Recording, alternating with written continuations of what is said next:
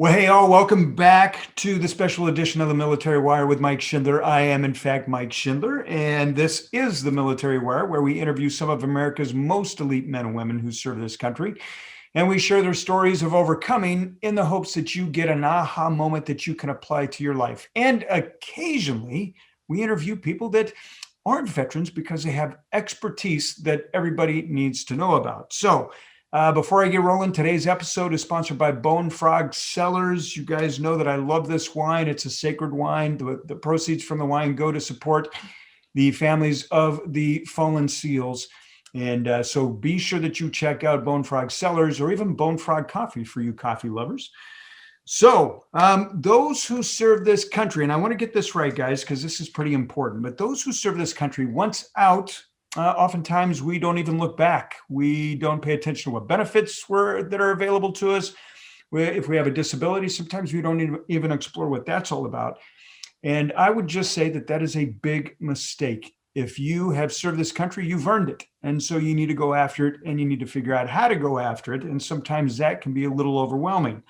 Some of you might qualify for disability compensation. Some of you might have service-related pensions that you don't know about.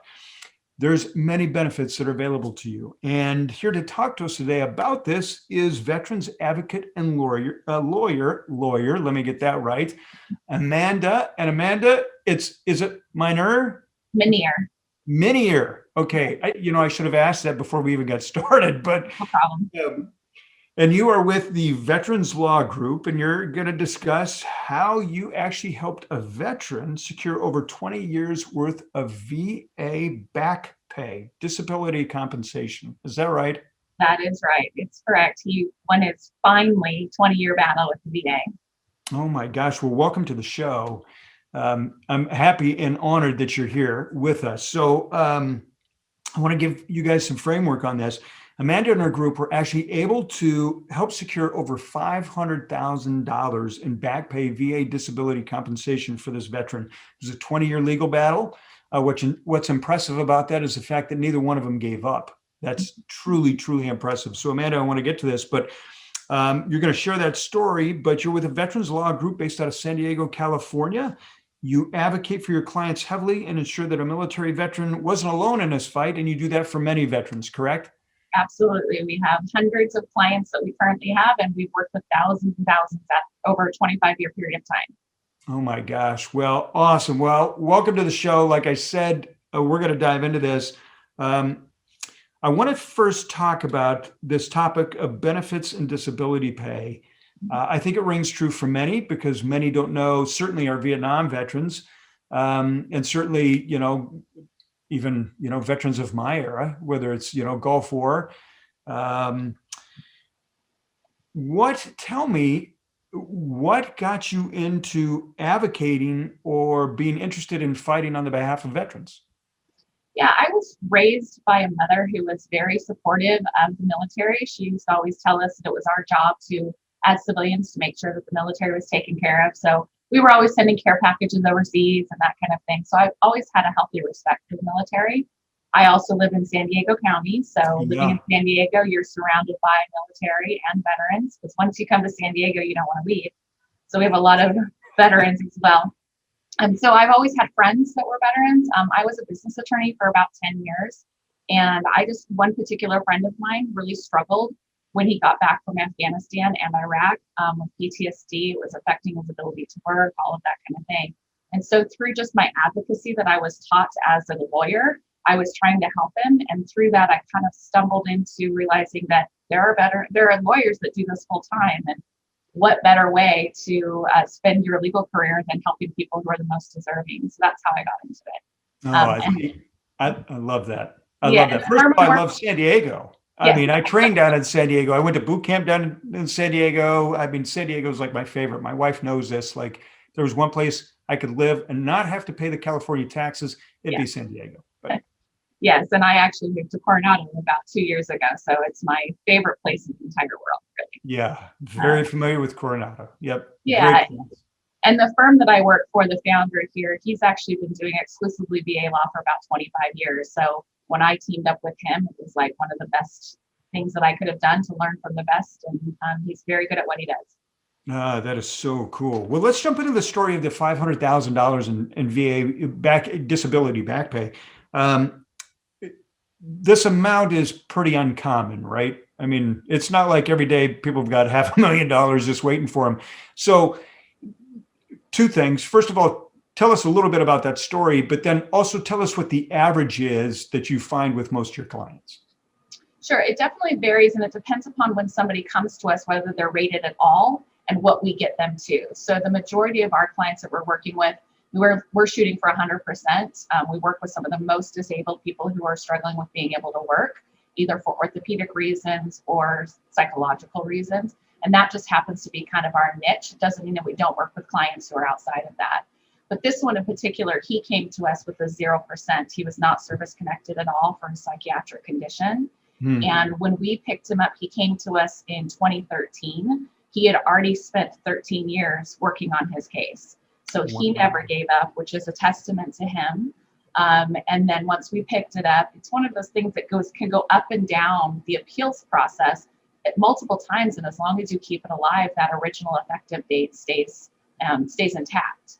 So then we continued to fight it. And it was one of those that the board or the VA just kept giving him a little at a time. They finally service connected him, but they gave him 30%, and he had been unable to work since he left the military. So then we had to fight for an increase. And so we finally got him to the 100% rating, and it went all the way back to September of 2020.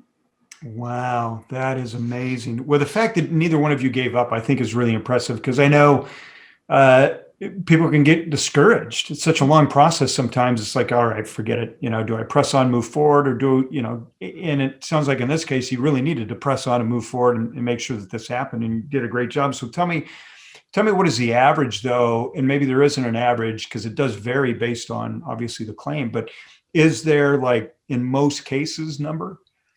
I would say that at least with the cases we take, because we're taking them on appeal, they've already been pending for some period of time. So they've already received the decision. They didn't get the decision they were looking for.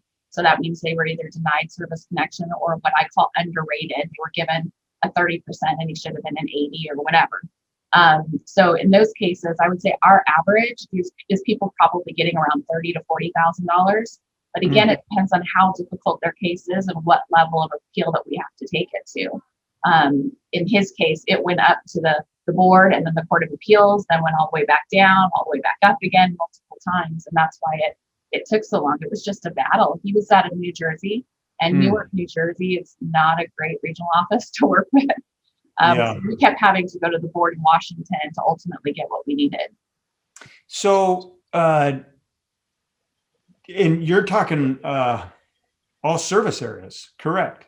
Right. I mean, it's just not exclusive to OEF or OIF or Gulf War or Desert Storm, or it's all areas, correct?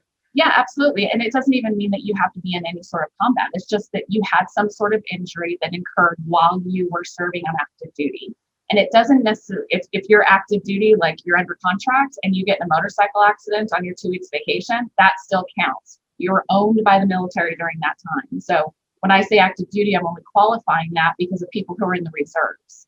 So if they're in the reserves, their injury has to happen when they're on training or they've been active. Yeah, and on active orders. Yeah, got it. Okay.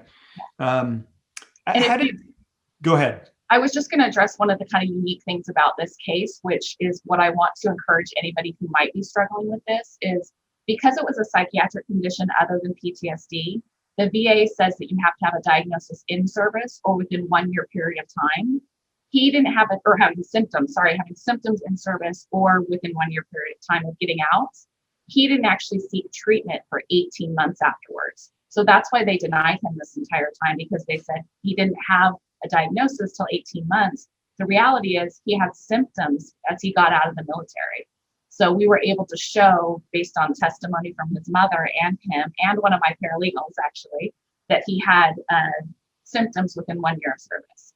Wow. Golly, it's like putting a puzzle piece together. I mean, it's truly, these cases, it would seem like, you get a denial and you put it in the drawer and you're like, okay, forget it. I'm not going to fight it. But in this case, it was so great that you did fight it.